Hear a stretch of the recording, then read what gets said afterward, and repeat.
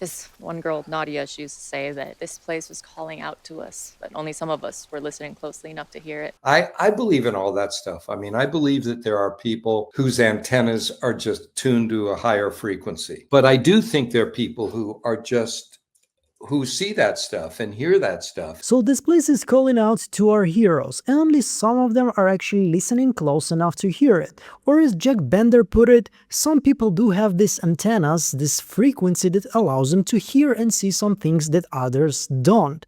And I don't think that anybody here in this aspect comes close to Sarah. She has a very unique connection to this place. We've seen her hearing voices, we've seen her hearing Abby's voice, maybe even something else. But now, in the last episode of Season 4, Episode 4, we kinda got some sort of a confirmation that all of those times when Sarah was listening to the voices in her head, it is quite possible it was always the man in yellow. I really like this solution and explanation, because if the man in yellow is the main antagonist in this TV show, it will allow him to be present from the very first episode, and this is a very good writing eventually. But in this video, I want to actually go through all of the moments where Sarah was hearing voices or hearing something else that she thought it's the voices, and actually try to look at it from a different point of view. Now that we know that it's quite possible that all those times was actually the man in yellow, so I invite you to join me in this short and very efficient recap of all of those moments, and eventually in the end of this video we'll try to see whether it helps us to make some kind of a conclusion or maybe build some interesting theory. So let's begin. I can't do anymore. I'm so sorry. How? All of it? So the first time we're actually getting introduced to the monsters, it's episode 1 and episode 2 of season 1. We first of all see Sarah killing Toby, and only on episode 2 we get an explanation why she did it. The voices told her to do this. They told her that 2 cars will arrive, they told her exactly where to wait and what's gonna happen, and they told her that if she's not gonna kill the person that's coming from the car, she's gonna lose her brother. They said that if I didn't do it, that he would die, that everyone would die. But if she does, she will be able to escape this place and everybody else. But the most interesting part here for us is that she is told by the voices to take some kind of a souvenir from Toby. All of it? I don't actually remember if we get like 100% confirmation that she took his tongue out, but it kind of looks like it, because she's asking the voices all of it. It's probably not talking about the tooth, you know, nobody's saying like all of it, no, just a part of a tooth, please. Probably she's talking here about Toby's tongue. And we also know that in episode 7 of season 1, when Jasmine was killing Virgin Maria, she also kinda bit his tongue off.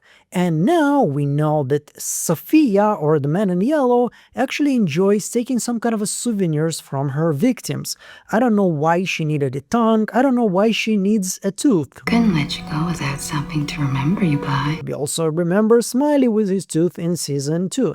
So whatever it is, it kinda still fits the whole theory that the voices are the man in yellow, but it's not confirming it 100%. The second time the voices are telling Sarah to do something is episode 4, but this time they're not telling her, they showing her. It looks a little bit like worms that Martin had, even though the creators kinda confirmed this is not the same, but it spells on her arm, kill the boy. And if we follow the logic that she needs to kill everybody who came in 2 cars, it's probably concerning Ethan. Now there's a very interesting speculation and theory that maybe this place consider Victor still a boy, like in its imagination, or I don't know, in its prism, they do look at Victor and he's still a little boy in their eyes. But I don't know, it feels a little bit like a stretch, even though it is quite possible. Anyway, we will consider that this is somehow related to Ethan right now. Why the voices decided to show it to her instead of telling, I don't know. But this is also the first time we are seeing Sarah is convulsing on the floor. She's basically losing her conscience. And we know that everybody who's convulsing here in this place in Fromville, this is because they are really close and they're really touching the whatever spiritual layer of this place. We've seen Ethan with his vision of the Lake of Tears. We've seen, of course Julie every time she's story walking, and of course Elgin when he had a vision about the boy in white talking to him about the lullaby, or it was his dream or something like this. But anyway, convulsing on the floor, somehow you're connecting to this place in a very high frequency, if we're gonna use the language that Jack Bender used in an interview to Emmanuel Noisette. By the way, you should definitely check his channel if you still didn't. He has the best interviews with the cast and the creators of From. I was with someone, but it's better that he's not around anymore. Things weren't really very good for me. Nathan was the one who saved me. Now, when Sarah is getting help from Christy, she spends the night in a clinic and they start talking, and Sarah is saying to her that she was in an abusive relationship and Nathan was the one to save her. Now, it kind of makes me think maybe this is one of the reasons why she has this kind of a strong connection to this place and why this place chose her for everything that's about to come, because abusive relationship is most of the time a very manipulative relationship, and since, you know, she was the one escaping it, I can assume she wasn't the one abusing in this relationship, so she's probably easily manipulated. She's probably very traumatized from this kind of relationship. Usually you need a lot of healing after, you know, being with a person like this. So maybe this is one of the reasons why she was chosen to be this vessel of the voices in this place. Now, when Sarah actually decides to go through with her plan and she wants to kill Ethan, we have this very biblical visuals here. We've seen Ethan standing with a stick right next to the goats, and in season 4 we have the man in yellow, aka Sophia, talking about Abraham and, you know, the sacrifice of Isaac, which eventually was replaced by the sacrifice of the goat, and we also had a goat in episode 2. Stop me, please stop me. Now, in episode 6, we already get a lot of interesting information. Sarah is talking to Katri, who imprisoned her after she was trying to kill Ethan, obviously, and he's saying to her that if she really has those voices in her head, maybe she's the only person who's equipped enough to help them escape this place. And we see that Sarah is saying that the voices told her that they want to help, that they want to escape this place, that they're just like us, just like the rest of us. They said they wanted to help, that they'd been here a long time, and they'd been waiting for someone to come who would hear them, someone who could help them. Help them do what? Help them escape, help them go home. They said they were just like us. Now, if it's actually the man in yellow using those voices, or, you know, this entity that kind of presents itself as the man in yellow, they're probably lying. They're not just like the rest of us, even though Victor was saying that he arrived in the car just like the rest of them. But everything else, they don't really want to help. They want the next part to be the best part, so everybody will tear themselves apart or something like this. And we do see that the voices are not yet lying. In season 1, everything they said came up to be true. The 2 cars arrive, and if you don't kill Ethan, Nathan will die. So far, so good. Everything you promised is actually, you know, fulfilling itself. So, Sarah, I need... Sarah, what? No! What? Oh! And another interesting thing from this conversation is those voices are aware of everything. It's not like they connect to Sarah and then they start here and listen to everything. As soon as Katri is saying to her that he needs a confirmation for Boyd, he needs some proof to actually, you know, go to Boyd and tell him we have this girl, Sarah, and she can hear voices and she's not completely cuckoo and you need to go and throw in the box, but she's actually real. So as soon as this happens, she starts hearing the voices again. And also this is the first time when she hears those voices and she starts screaming in pain. Now, call me crazy, but usually in cinematography, when you start screaming in pain because some spiritual thing is talking to you, it's usually not a very good thing. So once again, probably the voices that told her to kill a little boy and kill an elderly Chinese man and his helper, his nurse, not very good ones. Also kill Toby and cut off his tongue. It's, once again, we are like you exactly. I mean, if you're like me, please, I need to do better. I need to improve myself. The voices are actually either showing Sarah something very vividly, or they're actually using her hand to draw the image of the spaceman. You know, the chocolate that Katri brought with himself to the Fromville town, and that he hid with the bag, with the bloody shirt, etc. So this was the proof that they actually saw him arrive into this town and hiding something that nobody else knows that he was hiding it there. So the voices are almost omnipotent in this place. At least they know everything and they see everything. Okay, so far I'm not 100% convinced that it was all the time man in yellow. Okay, moving on. We have Father Katri and his conversation with Boyd, and he's saying that after he killed this guy that killed his child, he actually, the first time he heard the voice of God that told him to get in the car and start driving, and this is how he arrived to Fromville. And it was the first time in my life that I heard the voice of God. He told me to get back in the car, that there was another path for me to follow. Now, for the love of God, I still don't know whether he was talking literally or just figuratively. You know, I heard the voice of God is basically your intuition telling you something. It is possible. Or he actually heard some voices in his head that told him, you, Katri, go, car, drive, Fromville, die. Because if it's the second option, call me dubious, but I don't really think it was actually the voice of God, but actually the voice of this place. Maybe once again the man in yellow manipulating him to come to Fromville, because he obviously has some kind of an important role. In episode 9 of season 1, when Boyd and Sarah are already going through the forest, they have a conversation about the voices, and she really doesn't want to explain why she believed them, but then she confirms that it because she was told that if she's not gonna do it, Nathan is gonna die. And this is eventually what happened, like in the same moment. You don't kill the boy, Nathan dies 5 seconds later, sorry, even less than that. Okay. And another thing that happens in the forest is that they find the bottle tree. And next to the bottle tree, Sarah is once again starting to scream. The voices are once again torturing her. But this time it's different. Voice I heard, it was different this time. It was a woman. So it's obviously Abby, right? Now, whether it's a real one or somebody is impersonating here, this is a question I don't have an answer for you, unfortunately. We do know that Boyd was sent to the forest by the music box, and you know, it was singing this, I was pony, riding pony on my boat if I had a boat. I'll be damned. So he decided that this is a sign from his wife that he asked for when he went to her grave, and this is why he decided, okay, I'm actually going to the forest with Sarah without Katri, that's it. She kept saying, tell Mr. Fish and Loaves that I was wrong. And now he gets information through Sarah that Abby was wrong. Now, if the music box are usually being turned by somebody, one of the spirits that are being trapped in the spider webs or something like this, it doesn't make any sense to me, because most of the times those music boxes are pretty much torturing and mocking our characters, sometimes just leading them to a right direction, helping Tabitha and Jim remember some good times and helping Boyd decide to go to the forest. So whether it's really Abby or not, I don't know. We can always take it as a possibility that the man in yellow, if it's always him, pretending to be Abby, or Abby is being trapped by him in those spider webs, and he's using her ghost, her spirit, or her soul, if you may, to manipulate Boyd. But then again, why bring him to the forest and then tell him to go back? What is even the point? Almost immediately after this conversation, they are being attacked by something that drags them through the forest, and then they eventually are saved by the lighthouse. Almost like Jade was saved from the visions of the Civil War soldier, also by a very strong light. So they decide to go forward and find the source of this light.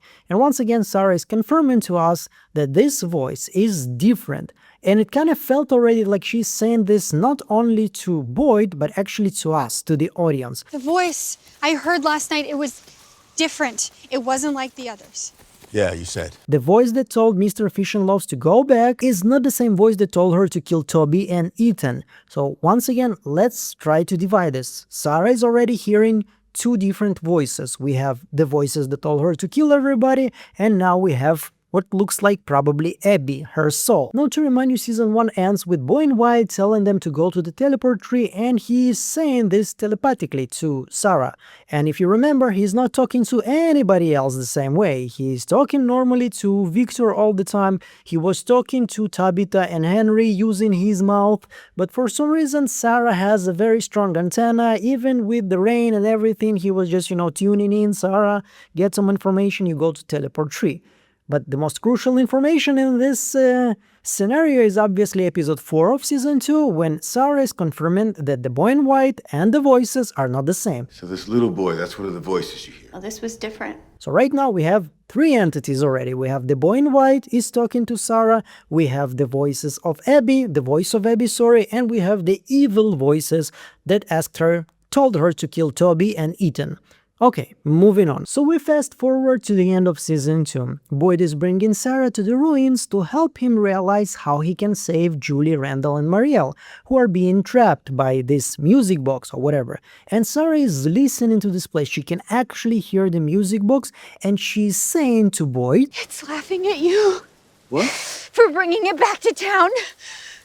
For setting it free. okay, so it's laughing at you for making it free. It got excited for touching your hand. So the it is probably the same force, that somehow connected to the music box and to the worms inside of Martin, because it's got excited for touching your head, and we can see that Kenny is grabbing his hand. It got so excited when it touched your arm. So this is the same force that was terrorizing the town and that kidnapped Marielle, Randall, and Julie. And also Sarah is saying that if they're gonna die, if they're gonna stay there way too long, it's gonna be over for everybody. When they die, it'll be too late. So I don't know whether it's the same Man in Yellow, because it doesn't fit that much. I know we have Sophia in episode 2 of season 4 looking at the ballerina, hinting that there is some kind of a connection. Now there are two different theories about this. Maybe they were somehow connected in the real life when they were normal people, or maybe the ballerina and the music box was there to keep the Man in Yellow somehow at bay, somehow under some kind of a control. Maybe, not exactly, because we've seen the Man in Yellow talking to Jim in the end of season 1. We now know probably the Man in Yellow was the one to tell Sarah to kill Ethan and Toby. So he was active, but maybe he was restrained. And look, now I need a collective mind, because there is a good proverb in Russian that's saying 2 heads are better than 1. It sounded a little bit dirty to me right now, but anyway, moving on.